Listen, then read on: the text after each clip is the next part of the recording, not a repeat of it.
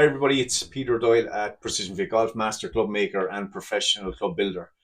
This week we're going to talk more around the golf shaft when it comes to assembly. What you may not know is that the majority of pros that you see on television, especially the guys maybe in the top 20 in the world, they all have access to professional club makers, guys who have been with them for years building their clubs. And what I'm going to talk to you tonight is about the golf shaft, how if it's installed correctly into your club, it can improve your accuracy by as much as 50% and improve your overall distance by as much as 15%. So let's get started.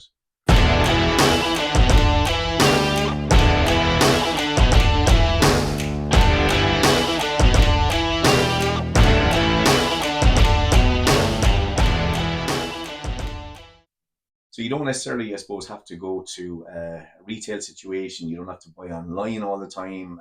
You don't have to buy secondhand. Trust me, guys. A lot of the times when you buy equipment which is secondhand, you're buying someone else's problem. Okay. Professional club makers are trained to a very high standard. You may not know about. Like I said, professional club making goes back hundreds of years. Would have started a lot of it in Scotland, where a lot of the original manufacturers would have begun.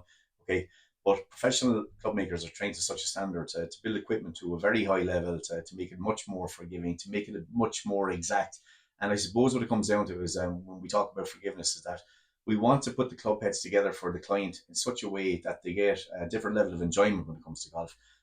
There's nothing more daunting than standing over a shot and wondering where the ball is going to go. And I'm going to demonstrate to you now that and explain why it may happen. Okay, you may not have decent fundamentals, you may be new to the game, and you will get there eventually. Okay, but it is good to know, it is refreshing to know that a lot of the time it is not necessarily your swing or setup that is causing the problem. Okay, got a couple of things here. Just excuse me for a minute. I picked these up now. So um, probably a badminton racket. You can see that's a pretty big surface area. Okay, now tennis racket is obviously bigger. Okay, just going to put that down. So excuse the noise.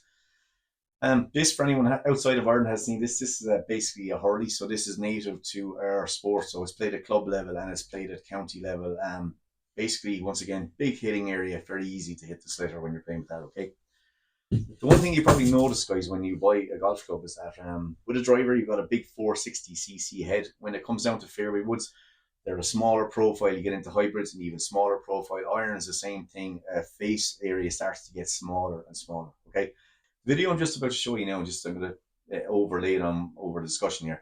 You see a guy called Pat Dempsey. And Pat's a former world long drive champion. If you even look at one of the pictures, you'll see like his at one stage it was like a 342-yard drive. But that was a big hit back in the day. And Pat's an amazing guy, great golfer back in the day. And once again, like he was an ambassador for a product called UST. UST Mamiya are a well-known shaft manufacturer. Okay, but long jigs of the reels of it. If you see Pat, he puts a driver into a 5-inch clamp like we use in professional club making, and typically say with our 5-inch clamp that we use for our frequency analyzer. Okay, now he lines it up, and what he does is he puts the logo of the shaft pointing towards you and me. Okay, so what you notice is that, guys, when you walk into a golf store, obviously you have clubs these days that come with adapters, and that means that gives you the means of changing the setting on the club based on whether you want to hit a fade, a draw, hit it straight, hit it higher, hit it lower. Okay, that's what adapters are designed to do these days. And a lot of them actually do, but we'll have a discussion about that at another time. Okay, but if you put the shaft and the head together in the wrong orientation, as Pat shows you in this video, you will see the club head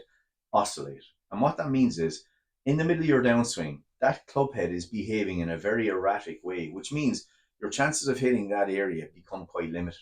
You could maybe hit it off the toe, you could suddenly hit it off the heel, you could sky it, or maybe even hit it low in the face and it comes out just running like a scalded cat. Okay.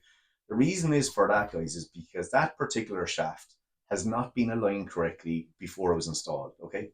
If we fast forward through the video, what you'll see is Pat is just rotating the shaft through so many degrees until he finds the correct orientation. Now, from the original position where you saw the logo facing towards us, you will see that it's now maybe slightly out by about 60 or 70 degrees. But watch now how the club head behaves when he pulls it back. Because now what you notice is the shaft and the club head are now going up and down in a straight line.